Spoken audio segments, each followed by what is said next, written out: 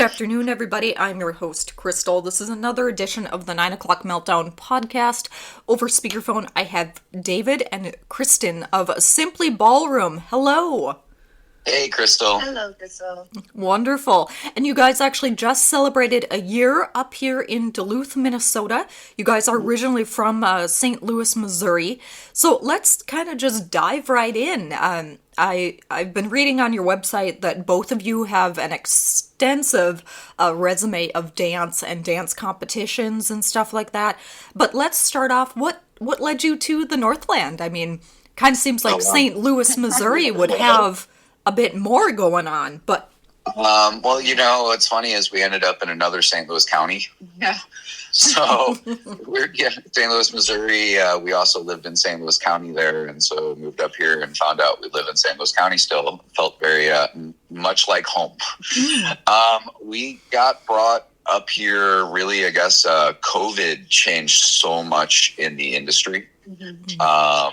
Everything changed, and in St. Louis with the pandemic and everything being closed down, it took a lot longer for it to reopen than up in Duluth.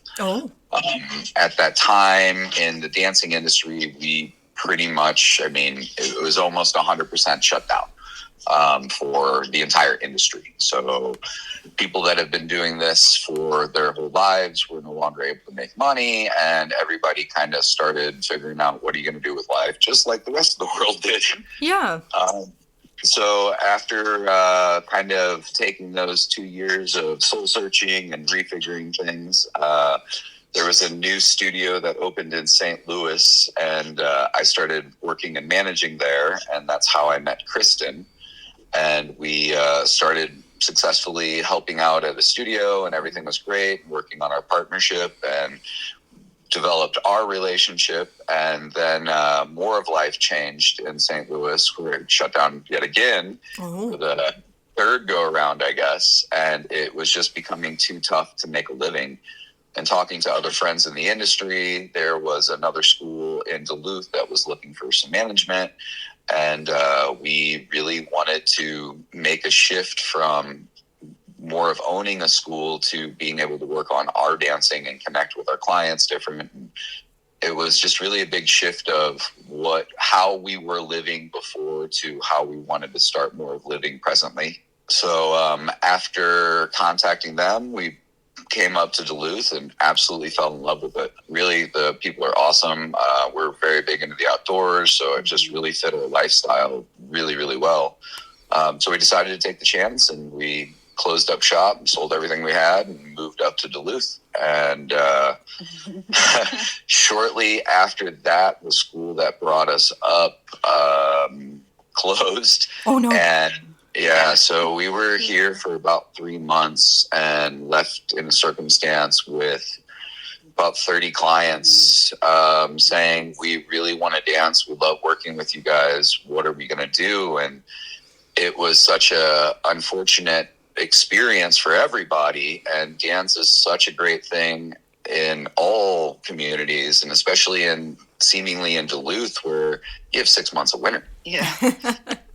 It's a fun indoor activity and a social community get together that you don't get in those harsh winter months. So it's there's a need for it. Yeah. Sure. And so just the community up here is just amazing in the sense of how everybody bands together and everybody wants everybody to do well. And so we decided, we were in a circumstance that 3 months after being up here, we signed a year lease, and we were pretty much kind of stuck. And so we decided we were going to try it out, and we started working out of the venue in Lincoln Park. And really, then I would say that's pretty much when we really fell in love with Duluth, because we were experiencing more than just downtown Duluth. Yeah. The craft district. And the craft district is, that community there with all of the businesses and how they band together is just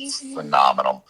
It being a newer place and up and coming, it's the place that we found that people from Duluth walk around. you know, and Canal area, it wasn't the same. And so we found this area in Lincoln Park and really just started building more, and we started getting more clients. And it was one of those that renting a space wasn't going to work. It just, the environment is so important in the teaching aspect, and not having total control of what the environment was for our students by renting space out of another space. It just, became very apparent that we needed to open up our own school to really let our students and ourselves thrive. So we found a building one block down from where we were teaching, luckily. And it was a completely white wall space, and just got in there and rocked it out. So I guess we opened our our Duluth chapter in May, and then we were occupying our own space by September. Yeah. Wow. Yeah, so it's been a whirlwind of adventure of, okay, get it done. But it sounds like the payoff has been there, though, too. Yeah, I mean, it's been really fulfilling. I mean, Simply Ballroom was opened in 1990 originally by my oldest brother and his wife. And it has then transferred over to Kristen and I. So the business has been around for 30 years in St. Louis. We're almost to the point that we're able to fully close down our St. Louis chapter and move everything fully up here to Duluth. So it's been a really interesting adventure in trying to find what we are looking for individuals to fulfill us, and then finding a community, and it really shifting how much more we wanted to, I don't want to say wanted to, but felt like we had to open a school again, just because of the community just is seemingly really looking for another experience in dancing, you know? So there's a lot of really talented people in this town, and the cool thing about art or music is there's so many different ways to do it. And some people prefer certain genres of music or certain styles of art. And by having more options, what it does is make it way more accessible to everybody, because not everybody likes certain restaurants or certain types of food. A really cool experience. Yeah. So it sounds kind of like you're opening up that pathways for other people to express themselves and to get up and move. And dance is a form of art. I think a lot of people don't really lump that into the art world, but it is. It's another form of art, just like painting or producing music is as well. So that's super exciting to hear that you've gravitated towards the arts here in Duluth, which we have an extensive community, which is which is absolutely amazing. And you're giving people another opportunity. You know, like you had alluded to earlier, there are other dance studios out there in Duluth, like there are everywhere else in the world. But yeah, your style is very different from what the others offer, which I think is really cool as well. And David, something else you had kind of mentioned was Canal Park and now the emerging craft district. Right. The craft district reminds me of what Canal Park used to be. Oh, wow. Really? Yeah. Yep. That's interesting, you know, being not from here and only seeing, like, we've heard the craft district, some people still refer to it as West Duluth, the West End, and some people aren't really sure of how safe it is. Right. Yeah. Which is really interesting because it's always seen as safe and welcoming, and it's growing. Families running around with strollers. At nighttime, live music. I mean, it's really interesting just in how things were to how things are, and then hearing that Canal used to be like Lincoln Park, and I could totally see that. It's a beautiful area. It just now seems, from my interpretation of it, is that I go there when I have friends from out of town. Canal Park. Yeah. And then you go out to a nice dinner, and then you go over to a bar, and then I don't go back there until I have out of town guests. And it's not because it's bad, it's just the parking and the circumstances, and there's so many other Everybody places. wants to come in and see that area. I mean, you got the bridge, you've got the restaurants and breweries. I mean, it is, and your lake's right there. Yeah. So to have the craft district as well is another place for the community and locals to get to venture around too as well. I think that's really cool. And it's just right up the street from me. Yeah. Yeah. Parking is an issue everywhere in Duluth. Parking And it's amazing that coming from St. Louis, everything is about 35 to 45 minute drive. You just accept it. And being more acclimated here, you know, you start getting like, well, I don't want to go over the hill, or I don't want to go over the bridge. And you're like, it's an 8-minute drive, dude. What is the deal? But there's something for people that seems like there's land masses change what we use as distance. You know, crossing a bridge, a lot of people seemingly don't want to do that sometimes because it just makes the adventure feel further. And it's not the case at all. It's just there's something about that when you have to deal with parking and those things like that we've just really found interesting in living in Duluth, because you only have so much land, and a big chunk of that land is taken up by water, and you can't build any parking near the water because that's where all the buildings are. So it's really interesting, just demographic experience as well. Really cool is, like you were saying, the artist scene is so huge up here. We actually do like a co-collaboration with local artists that we open our space up to local artists to debut their art for a weekend, and we have an open house, and it gives us a chance to help developing artists in the community show off their work, maybe make some sales.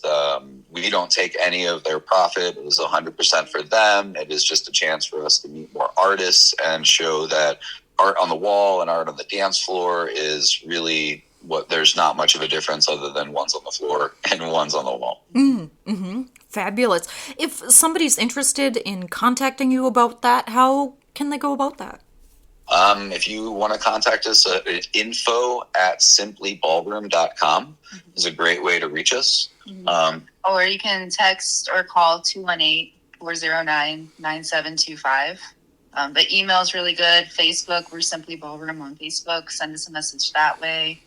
We actually have a 2-month special going on celebrating our birthday, because who doesn't want to party for 2 months? Of course. Yeah, a $10 new student special that is for group classes. So if you want to try a class, it's a discounted rate to try out and continue for 2 months.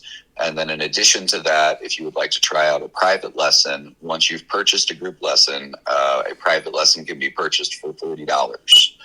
What it does is give a really cool chance for students to see what the community and group class side is, and then also dial it into what your particular level or needs are in that style of dance with private lessons. And David, I've actually taken a lesson with you. My partner Joseph and I stopped by last month, and you made it so welcoming, and you used language that was easy to understand. You broke stuff down for us, which was great.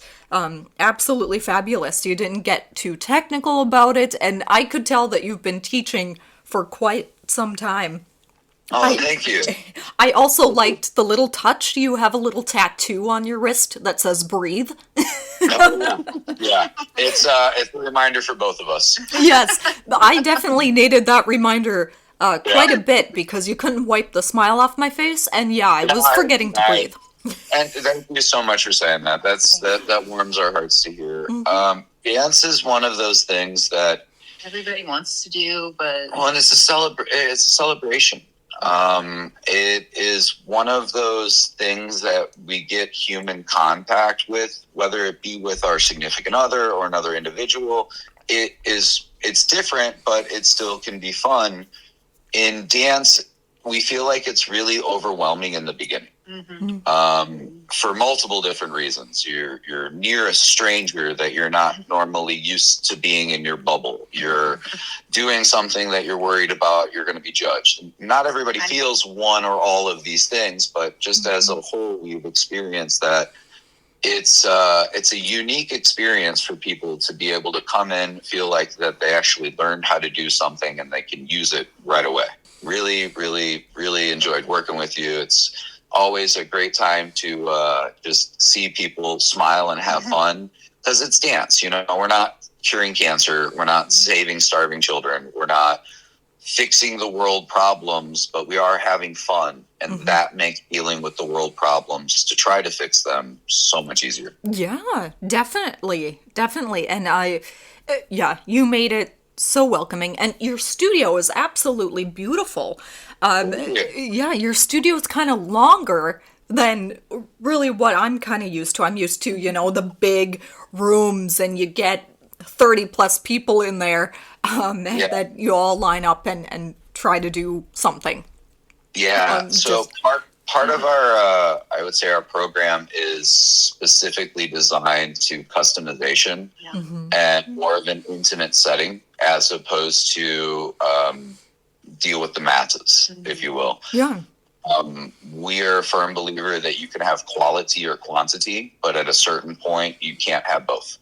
So by having a little bit more of a different type of school, we are finding that it changes how people walk into it when they already have some experience with it. Does that make sense? It does, yeah. We try to kind of have it to be a different kind of welcoming space that is a little bit more open. For instance, we have some things on our walls, but mostly it's mirrors and a few pictures, and the majority of our, let's say, decor is on the ceiling to try to have people look up more as opposed to down. Right. Whereas posture is such a big, important thing that we spent, I don't know, at least 60 hours painting the ceiling. Conscious time and thought about how that space would work and support the students and ourselves in our growth. Gone into that. Yeah. Thank you. Yeah. No, like I had said earlier, my dance experience is definitely in a larger group setting, where you all line up and you follow the instructor in front, which is not necessarily catered to individualism. Yours is definitely catered to that. Even when I went in for that first time, my friend Chris was having an art show in your space, and my buddy Devin and I danced a little bit, but you took the time out of showing the steps to bounce around and kind of cater and help people as well. And that individual attention, I think, is also what kind of sets you apart as well. And yeah, we really love teaching the group classes. They are so much fun, and there's the community up here. Once people become friendly and acquainted with each other, it's the little one-liners that just come out. It's really super fun, and everybody starts interacting with each other, and then students go out dancing afterwards, and it's really, really great. But in a group setting, you don't get as much education. So as a example, I graduated from a school in St. Louis that had 2,500 graduating kids. I tell that to people that teach here, and they're like, oh my goodness, we have 3. There's a big difference in how many people get overlooked in that. And even 300 for 5 teachers that's a mass amount of numbers. That's so many things that if there was more individual attention, you could go further faster. Yeah, or wouldn't be an issue. Yeah, exactly. So that's a really important key element to Simply Ballroom's methods, is that even though we are doing a group setting, we're all still part of that setting, and we all need different things. Mm-hmm. And if we don't get that focus, then really the people that are worried about asking a question don't ask. Like it's funny to me as an instructor that regardless if we're teaching an advanced class or an intermediate class, some of our classes we actually co-combine them, so it gives the beginner students a chance to see what the advanced material will turn into. It gives the advanced students a chance to review the beginner or intermediate material. And it also breaks down this dichotomy of, well, I'm a good dancer, you're a beginner. Yeah. You know, so all of these people are already dancing together, so there's not this hierarchy of, well, they don't know how to dance. Yeah. You know, and that's nobody wants to be a wallflower. I find it really interesting in our society that in our culture, if you are a girl, your mom, your dad, your aunts, your uncles, your friends, you guys all dance together. If you are, but if you are a male, nobody danced with us. Not really. You know, so then we get older and we want to do it, and we're like, I don't know what to do. I don't want to look dumb. I don't look dumb. I've never done that. Yeah, before. and it's really interesting in talking to other men after years of doing this, because I was raised as a dance instructor. I wasn't to be a dance teacher. I was very much trained to be a dance instructor from the time that I started my career to now. You know, I wasn't taught, hey, these are those patterns that you're going to do. I was taught, here's the culture. I started my career when I was 13, teaching cotillion classes to other 13-year-olds. Wow. I started competing when I was 11.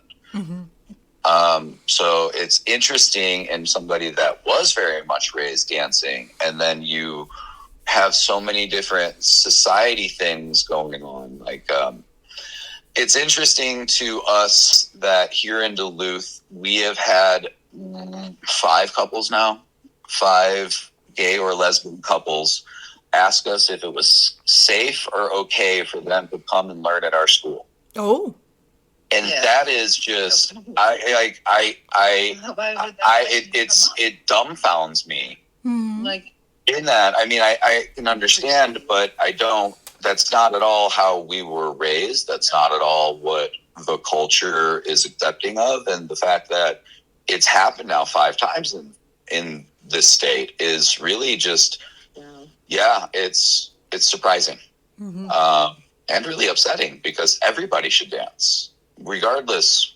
I mean, every human wants to move. Every human likes music of some sort, or taps their toe, or there's just, I don't know. It's an interesting experience that we have started experiencing more in a different community. Yeah, and I think, well, there are many different things I could go off on here, but I will save you from my political thoughts. Something that is really near and dear to our hearts is to get people dancing and get people together, because we are all in this together, and none of us are going to get out of this alive.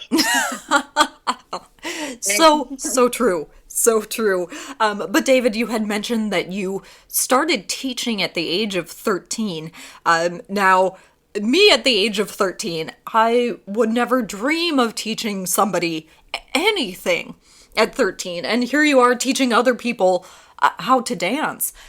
So you came from a family of dancers. It's kind of in your blood. It was around you all the time. I came from a family of dancers and teachers. The short story of David. My father was born on a hay wagon being chased by the Nazis during World War II. My family was divided in Ellis Island, coming to St. Louis. The other half got sent to Brazil. My mom met my dad in the German Polka Society, and they became dance partners. They fell in love, had 4 kids. My oldest brother is 10 years older than me. My closest brother is 7 years older than me. When I was 1, my father was killed by hit and run, changing a flat tire, while my mom was on the other side of the car.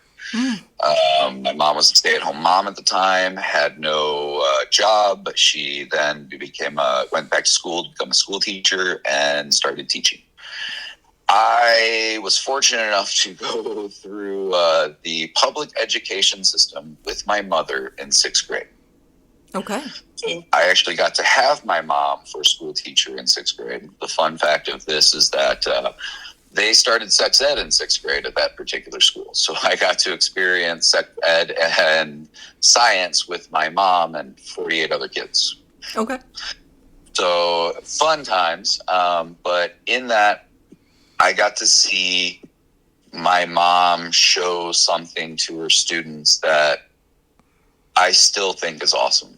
She didn't show any favoritism to me when I was in class. She sent me to the principal's office and I got in trouble for doing things during sex ed of just acting up of, I don't want to be in a class while my mom's talking about vaginas at age 12. But she told the whole class the very first day, this is my son. I will not show him any favoritism. He is going to call me mom. So if any of you want to call me mom too, you're welcome to. Oh. The amount of love for education and acceptance that she knew that she needed to let everyone else know completely changed. I mean, I was in 7th grade and I still knew students that were calling her mom. Oh. I graduated 8th grade and we went to high school and I still knew kids at that school that were in my class that were calling her mom. And it really changed how I look at teaching for myself, what it means to be a teacher. Kristen comes from a different background with working with developmental needs and special needs. And so, and coming into that and then getting into the industry of dance, that really has impacted not only her style, but then what she's shared with me of just, hey, if you say this, have you ever thought that somebody might take it this way? Mm-hmm. Or even in certain programming of when we start teaching, as you experienced, if I needed to, if I was going to dance with you, I would ask, is it okay if I dance with you? Mm-hmm. Is it okay if we get in dance position? Just in showing even more of that respect of human touch and just not walking up to an individual and, okay, you're at a dance lesson, you just grab on them. Like, right. And mm-hmm. sometimes it takes a different perspective to have more perspective. And if you don't surround yourself with people that are constantly trying to better themselves or teach themselves, you really can't develop yourself. Right. Wise words. Kristen, can we jump into kind of your teaching style a little bit? David mentioned that you worked with people with maybe some disabilities or neurodivergency.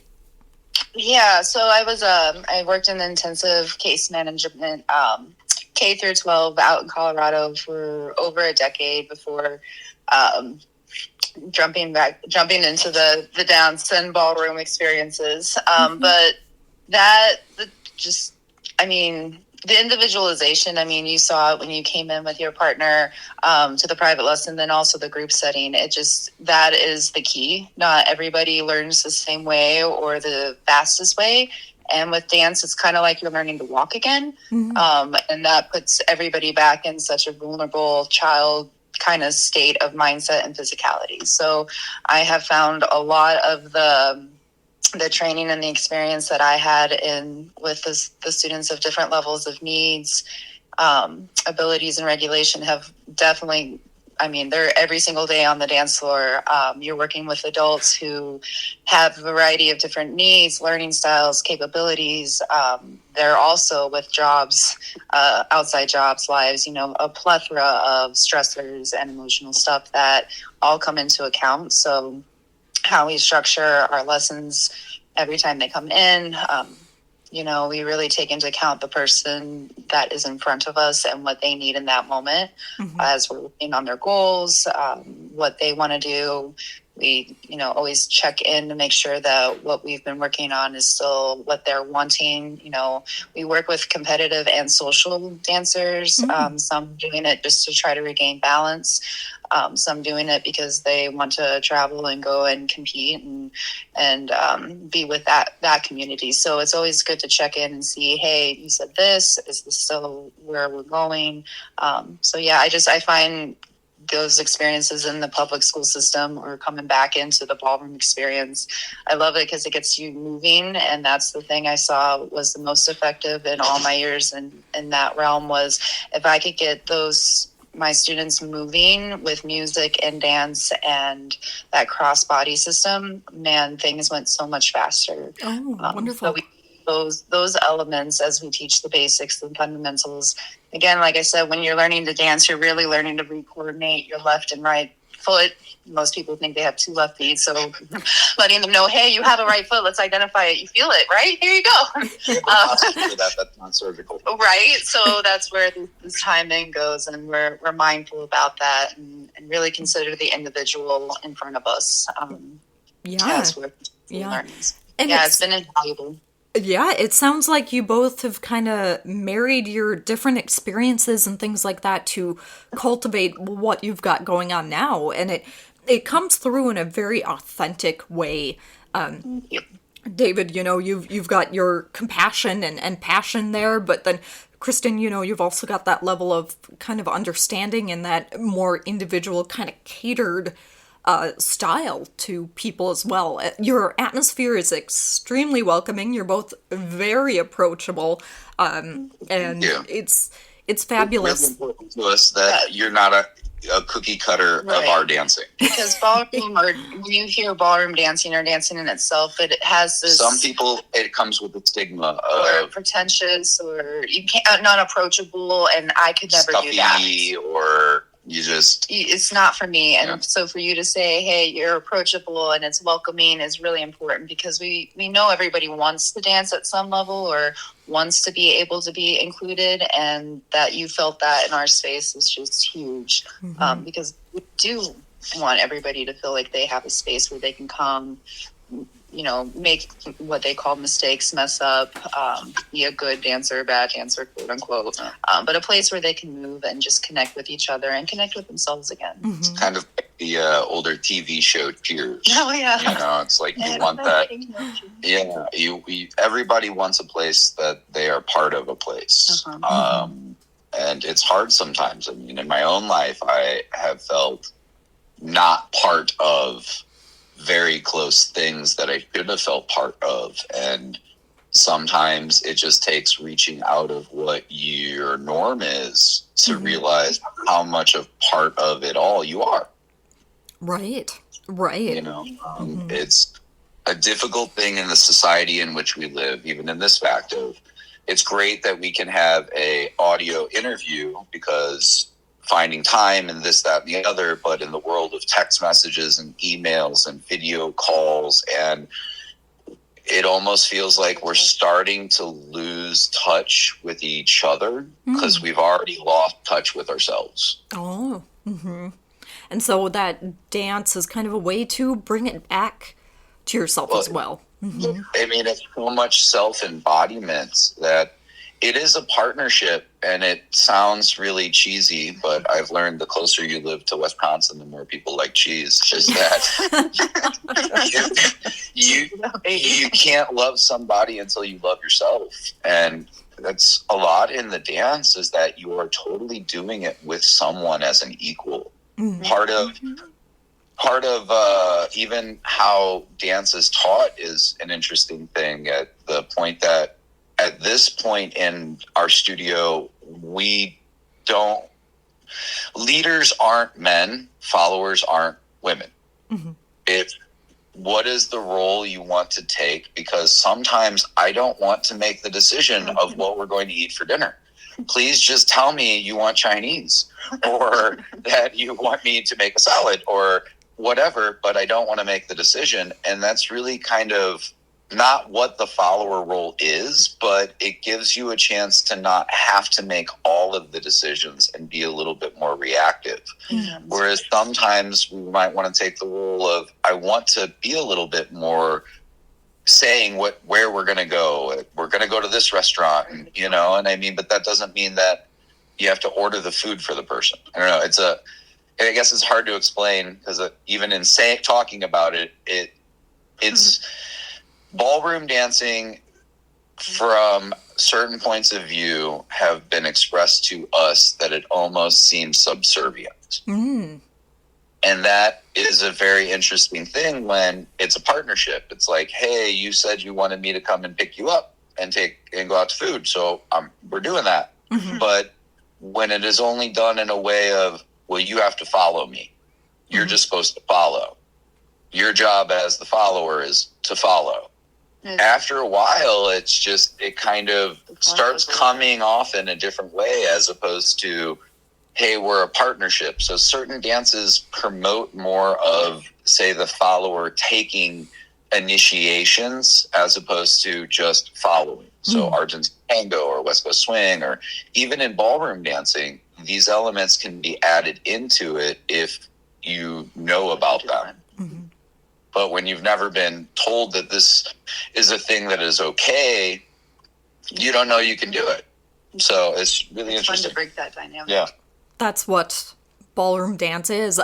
Even in my class that I took there were definitely times when, Joseph kind of led, but then I, led in the twirl or whatever that was. That was very interesting to kind of break that dichotomy down.